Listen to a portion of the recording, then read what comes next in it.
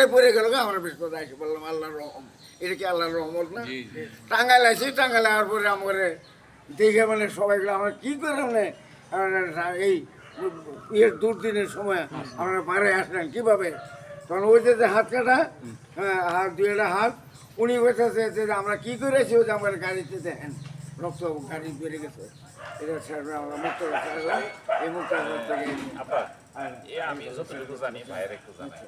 ঠিক আছে। আসলে আমার নানার বাড়ি থেকে তো আসলে এটা উৎপত্তি হয়েছে। ওই নানার বাড়ি আমার বাড়ি ওইখানে যখন একটু চাপ তখন আমাদের বাড়িতে আসছে। তাহলে আসলে ওই জাসদের বড় বড় যারা মানে বাংলাদেশের টপ লেভেলের যারা রাজশাহী বিশ্ববিদ্যালয়ের যে সমস্ত তরুণ তারা লিডার ছিল তারা সবাই আসলে এই আমাদের গ্রামে ভাড়া দিছে। এইটা আসলে কঠিন ব্যাপার। এই যে রাজশাহীর কি কই ঢাকা বিশ্ববিদ্যালয়ের যে আনোয়ার স্যারের সঙ্গে যে আমি একদিন কথা বললাম, যে সে নিজে, আমি তো আসলে কি বলবো তার মতো লোকের এত কিছু বলা আমার পক্ষে না। রাজশাহী জাহাঙ্গীরনগর বিশ্ববিদ্যালয়ের ভাইস চ্যান্সেলর ছিল, পরে আবার তো ফেরত গেছে রাজশাহী ঢাকা বিশ্ববিদ্যালয়।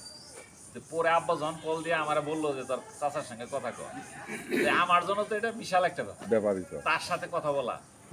সে খালি বললো যে বাবা আসলে তোমাদের বাড়ির ওই এলাকায় আমি অনেকদিন ছিলাম, ওই কি বলবো, এটা একটা বিশাল স্মৃতি। আমার সাথে কথা হয়েছে ঢাকা বিশ্ববিদ্যালয়ে একদিন আনোয়ার ভাইয়ের সাথে আমার কথা হয়েছে। হ্যাঁ, সাজান সিরাজ ভাই, আনোয়ার ভাই, ওনারা তখন আমাদেরকে এই 18 দফা কর্মসূচি, জাসদের 18 দফা কর্মসূচি বোঝাচ্ছে যে এই কারণে আমরা 18 দফা দিয়েছি, এইভাবে আমরা বাংলাদেশকে বলতে চাই সেই গণতান্ত্রিক বাংলাদেশ যেখানে মানুষ কেউ মানে না খেয়ে থাকবে না, যেখানে মানুষের উঁচু নিচু কোনো পরিবেশ থাকবে না, এমন একটা সাম্যের পরিবেশ হবে। এগুলো বুঝিয়েছে আনোয়ার ভাইয়ের সরাসরি কাছে যাওয়ার সৌভাগ্য হয়েছে, সাজান সিরাজের সাথে হয়েছে।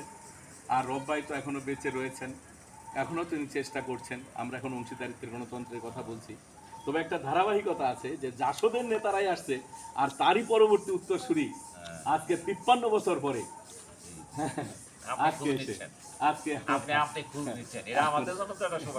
এই জন্য এটা এই সম্মাননা তার কাছে দিতে পারলাম, এই জন্য ভালো লাগলো। উনি এই সম্মাননা গ্রহণ করলেন, আর সঙ্গে আমরা ধারাবাহিকভাবে ইতিহাসের অংশবিশেষ একটু বলতে পারলাম যাতে পরবর্তী প্রজন্ম একটু উৎসাহিত হয়, অনুপ্রাণিত হয়, এই জন্য আর কি। তো অনেক ভালো লাগলো। ওই যে হাজিপুরে গেছি, এটা একটা স্মৃতিচারণ। তাই